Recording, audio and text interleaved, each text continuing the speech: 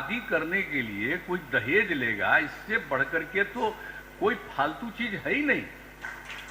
अरे शादी होगी तभी ना बाल बच्चा होगा।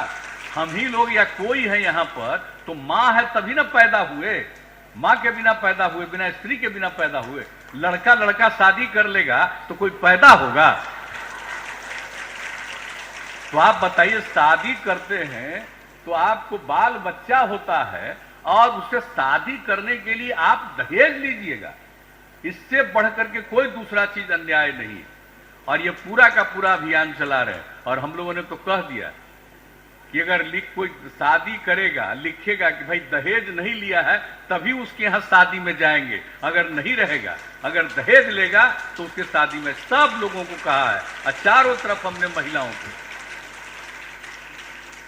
और किस तरह से जीविका समूह हम लोगों ने बनाया, महिलाओं को कितना आगे बढ़ाया, स्वयं सहायता समूह में कितना कम, और जो कुछ भी हम लोगों ने जीविका समूह शुरू किया, अब कितना बढ़िया जो जीविका समूह हम लोगों ने बनाना, उसका नामकरण किया।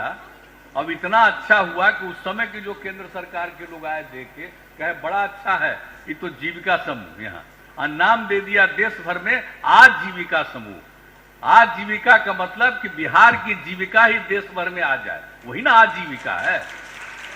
तो एक एक चीज जो यहाँ हुआ, और सब लोगों को हम ये अभियान उन्हीं लोगों के करने के चलते शराबबंदी की बात शुरू हुई, जो उन लोगों ने मांग किया 95 में, और 96 से हम लोगों ने लागू किया। तो एक एक चीज के लिए किया। इसलिए तो महिलाओं के लिए पढ़ना और उनको जागृत रहना, और यहां पर आप लोग भी इन सब विषयों की भी चर्चा कर रहे थे, ये बड़ी खुशी की बात है। और सब लड़की है उसको हम कहेंगे कि इस बात को लेकर के कहीं भी दहेज प्रथा नहीं हो, ये बात देखिए। और न बाल विवाह, कम उम्र में किसी की शादी हो, ये सब बहुत गलत चीज है। और कम उम्र में शादी होने के बाद तरह तरह की बीमारियां फैलती है।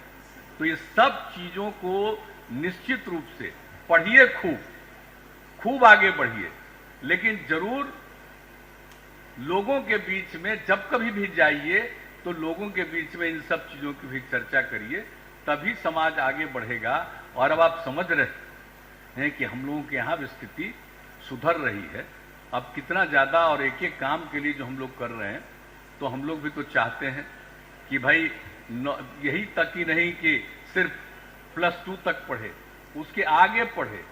पहले कम थी, अब फिर बढ़ी है, और उसके लिए जो हम लोगों ने योजनाएं शुरू की है। और हम लोगों का तो लक्ष्य है कि 30 तक कम से कम जाए।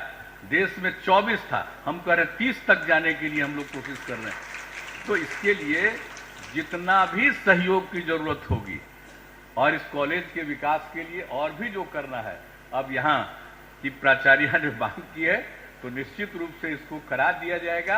आप लोगों को भी और इसको ठीक ढंग से और खूब बढ़िया से पढ़िए, और आपस में एकदम बिल्कुल प्रेम का भाव रखिए, और समाज में भी सबको उपदेश दीजिए कि ठीक ढंग से रहो, एक दूसरे के प्रति प्रेम का भाव रखो और ठीक ढंग से काम करो। ये सब लोगों को कहिएगा, यही हमारा आग्रह है। और खूब आगे बढ़िए, खूब पढ़िए।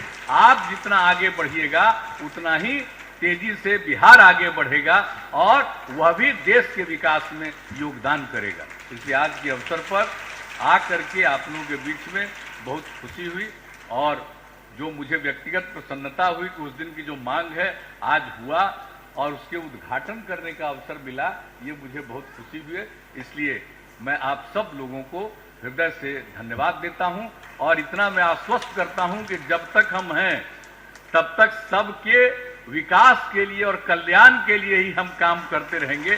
दूसरा मेरा मकसद नहीं रहता है।